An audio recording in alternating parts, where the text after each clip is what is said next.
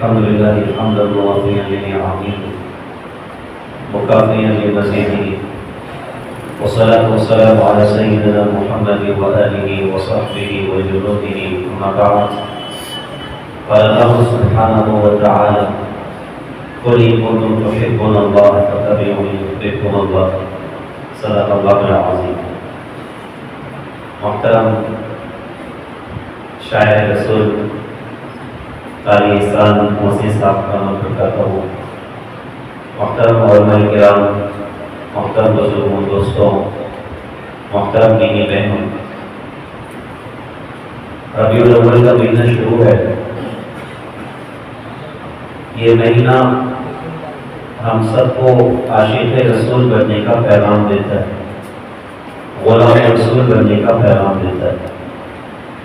اور ہمارا اپنا یقین یہ ہے کہ ہم سب کی دنیا اور آخرت کی نجات، کامیابی، دنیا اور آخرت کی عزت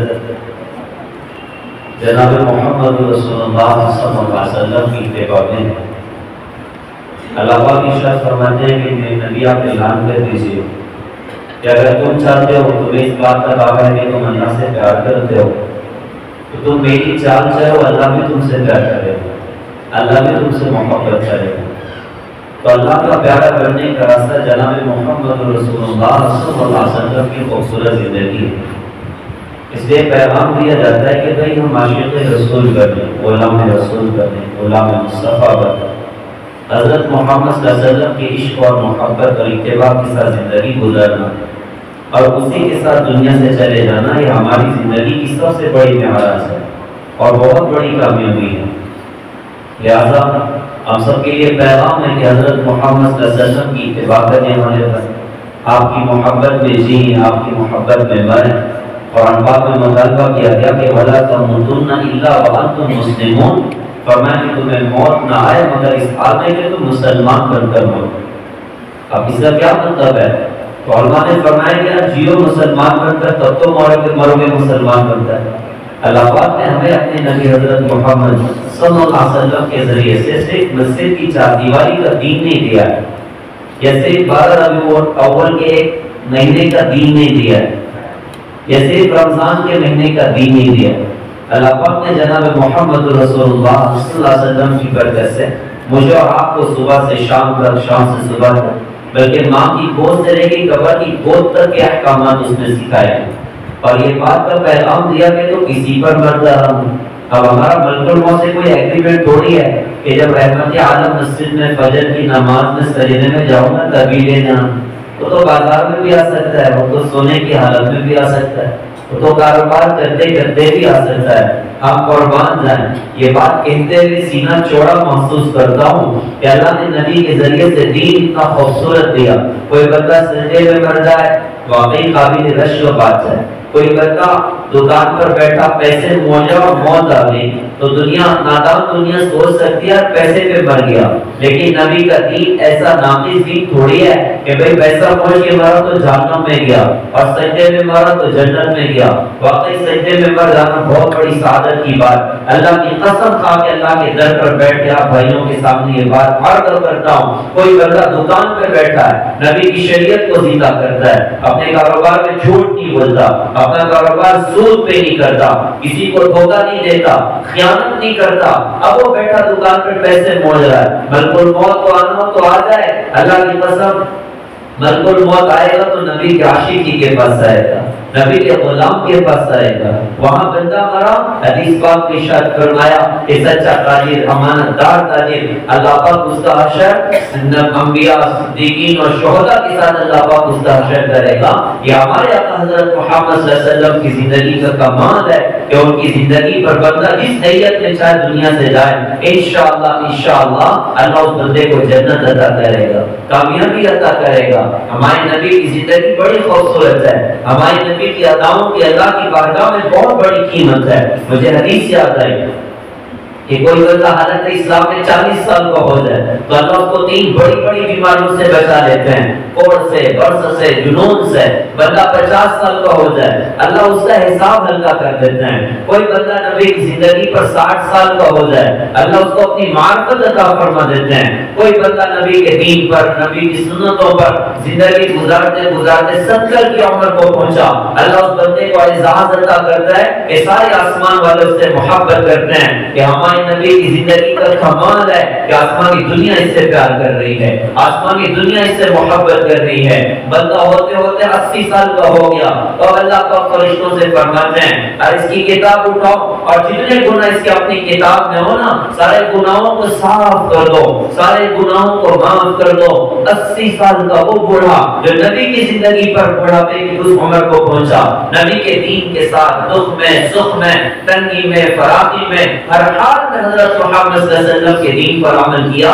اب اللہ نے اس کو اعزاز عطا کیا کہ اس کے نام اعمال میں ایک بھی گناہ نہیں ہے، ساری کی ساری نیکیاں ہیں۔ پھر بندہ ہوتے ہوتے 90 تک پہنچ جائے تو اس بات میں بتایا کہ 90 سال کا بوڑھا قیامت کے میدان میں کھڑا ہوگا، اللہ اس بندے سے فرمائے کہ آج تو سفارش کر، میری سفارش پر تیرے پورے خاندان کو تیرے ساتھ جنت میں داخل کروں گا۔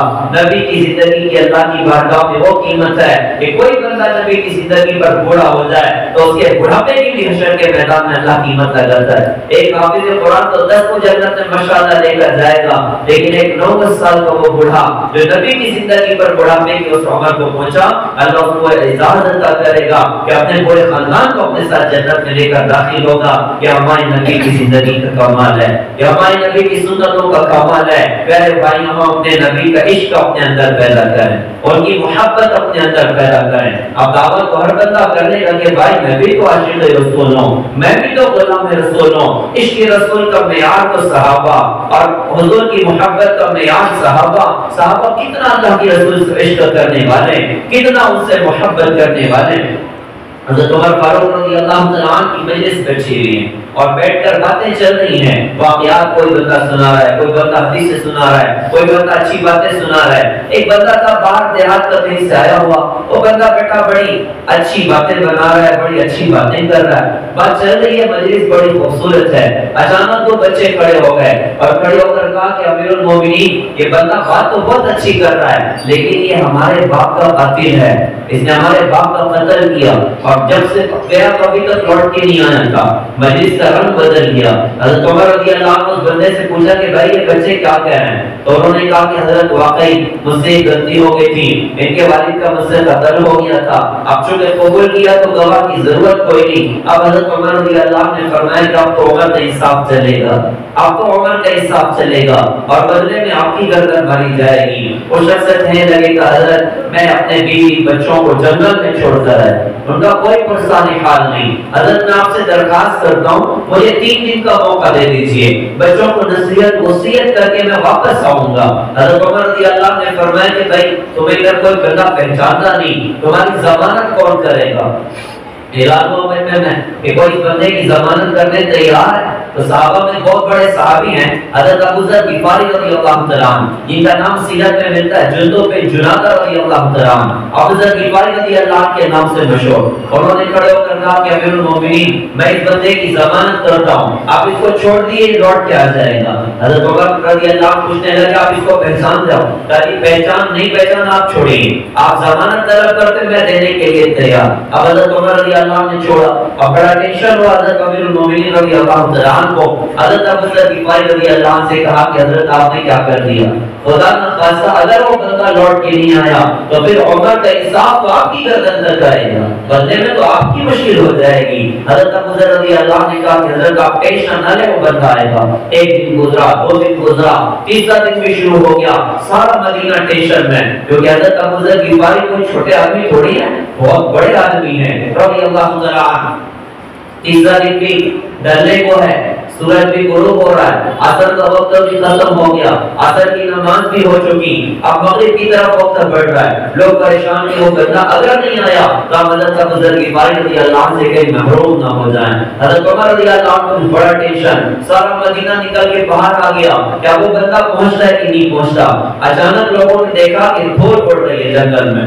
دھول اڑنے کا مطلب کہ کوئی نہ کوئی سوارا ہے۔ جب وہ قریب آیا تو وہی بندہ تھا، لوگ دیکھ کر حیران ہو گئے۔ حضرت عمر رضی اللہ عنہ سے پوچھا کہ بھائی ہم میں کوئی بندہ تجھ کو پہچانتا نہیں تھا، اگر تو واپس نہیں آتا تو کوئی بات نہیں تیری جان بچ سکتی تھی، تو جان قربان کرنے کے لیے کیوں واپس آ گیا؟ انہوں نے کہا حضرت آپ میرا چھوڑیں، پہلے حضرت ابو ذر غفاری رضی اللہ عنہ سے پوچھیں کہ اس بندے نے میری ضمانت کیوں کی، یہ بندہ مجھے پہچانتا نہیں تھا۔ اور حضرت عمر رضی اللہ عنہ نے کہا کہ بھائی ابو ذر رضی اللہ عنہ اب بتائیے ضمانت کیوں کر رہے تھے، آپ اس کو پہچانتے نہیں تھے؟ کیا جملہ کہا تھا؟ ارشاد فرمایا کہ امیر المومنین میں اس لیے ضمانت دینے تیار ہو گیا کیونکہ مجھے یہ فکر ہوا کہیں آگے آنے والی دنیا یہ نہ کہنے لگے کہ نبی کا شہر ایسا بانج ہو چکا ہے کہ اس شہر میں کوئی کسی کی ضمانت کرنے تیار نہیں ہوتا، میں اپنے نبی کی محبت میں ضمانت دینے تیار ہو گیا۔ ہم جو ہے یہاں پر کوئی دنیا کی نسبت پر تھوڑی آئے ہیں، اپنے آقا حضرت محمد صلی اللہ علیہ وسلم کی محبت میں آئے ہیں، ان کے عشق میں آئے ہیں۔ یہ بندہ بھی جنت میں بھی بچوں کو چھوڑ کر حضور کی محبت میں آیا ہوا، اپنے نبی کی نسبت پہ ضمانت دینے تیار ہوا، جو ہوگا ہوگا، جان جاتی ہو جائے نبی کی نبی کی عزت پر، نبی کی محبت پر اور نبی کے تقدس پر آنچ نہیں آنی چاہیے۔ اب حضرت عمر رضی اللہ عنہ اس بندے سے پوچھا کہ تو واپس کیوں آیا، کہیں چھپ جاتا تو ہم تو تجھے پکڑ نہ سکتے تھے۔ اس بندے کا جواب بھی بڑا عجیب تھا کہ حضرت میں اس لیے لوٹ آیا کہ آگے آنے والی دنیا یہ نہ کہنے لگے کہ نبی کے شہر میں وعدہ کرنے والا وعدہ وفا بھی نہیں کرتا، میں اپنے نبی کی نسبت پہ جان قربان کرنے کے لیے آیا ہوں۔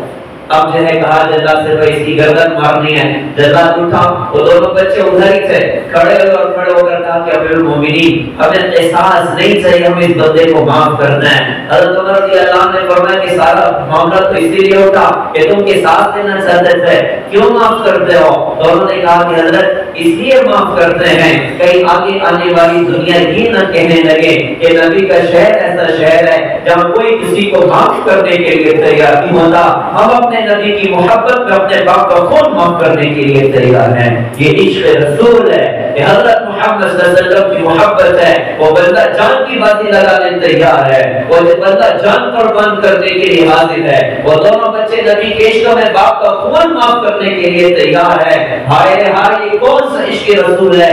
آج مسلمان چھوڑنے تیار نہیں ہے، سود چھوڑنے تیار نہیں ہے، زنا چھوڑنے تیار نہیں ہے، ناچنے والوں کے گندے لائف اسٹائل چھوڑنے تیار نہیں ہے، اور ماں باپ کو گالیاں چھوڑنے کے لیے تیار نہیں ہے، بہنوں کا حقوق ادا کرنے کے لیے تیار نہیں، بیوی سے اچھا سلوک کرنے کے لیے تیار نہیں، موبائل کی ننگی فلمیں چل رہی اور دعویٰ بھی ہے کہ صاحب میں بھی تو عاشق رسول ہوں۔ یہ کون سا عشق رسول ہے کہ موبائل کی ننگی فلمیں بھی چل رہی؟ یہ کون سا عشق رسول ہے کہ آنکھ اوروں کی بیٹیوں پر غلط بھی پڑ رہی؟ یہ کون سا عشق رسول ہے مسلمان کے گھر سے ناچ گانے کی آوازیں آ رہی ہیں؟ یہ کون سا عشق رسول ہے کہ مسلمان اپنی شادیوں میں آزاد؟ یہ کون سا عشق رسول ہے کہ نوجوان خان پٹھان کے عاشق بن کے ان کے گندے لائف اسٹائل کو زندگی میں جگہ دے رہے ہیں؟ یہ کون سا عشق رسول ہے کہ مسلمان کے ہاتھ میں شراب کے جام چھلکیں، یا مسلمان نشہ اور گولیوں کا عادی بنے، یا مسلمان شراب کا ڈیلر بنے، یا مسلمان نشہ اور گولیوں کا ڈیلر بنے؟ یہ کون سا عشق رسول ہے کہ مسلمان سود کھائے اور مسلمان جھوٹ پہ کاروبار کرے، مسلمان سود پہ کاروبار کرے؟ میرے بھائیو یہ عشق رسول نہیں ہے، عشق رسول کا دھوکہ ہے۔ عشق رسول زندگی کا ناز بدل دیتا ہے، زندگی کی ترجیحات بدل دیتا ہے۔ کہتے ہیں لو کان حبک صادقا لاطعته ان المحب لمن يحب مطیع، اگر تو اپنی محبت کے دعوے میں سچا ہوتا تو تو اپنے معشوق کا تابعدار ہوتا۔ عاشق تو معشوق کا تابعدار ہوا کرتا ہے۔ حضرت ابو بکر رضی اللہ تعالیٰ عنہ ان کے بیٹے عبد الرحمن بدر کی جنگ میں کافر تھے، کلمہ نہیں پڑھا تھا، بعد میں کلمہ پڑھا۔ ایک مرتبہ کھانا کھا رہے ابا جان کے ساتھ، کھاتے کھاتے کہا کہ ابا جان بدر کی جنگ میں آپ کئی مرتبہ میری تلوار کی زد میں آئے، میں نے ابا سمجھ کے چھوڑ دیا۔ فوراً یار غار کا جواب تھا کہ بیٹا اللہ کا شکر کرو کہ تم میری تلوار کی زد میں نہیں آئے، اگر آ جاتے تو بیٹا سمجھ کے نہیں چھوڑتا، اللہ اس کے رسول کو دشمن سمجھ کے تمہاری گردن مار دیتا۔ ہمارے یہاں سب سے بڑی بات اللہ اس کا رسول ہے، ہم اللہ اس کے رسول کے مقابلے میں کسی کی پرواہ نہیں کرتے۔ میرے بھائیوں آج کی شب کا پیغام ہے کہ ہم عاشق رسول بنیں، غلام رسول بنیں، سر سے لے کے پیر تک کے وجود کو حضرت محمد صلی اللہ علیہ وسلم کی سنتوں سے مزین کریں، آپ کے اعمال سے مزین کریں۔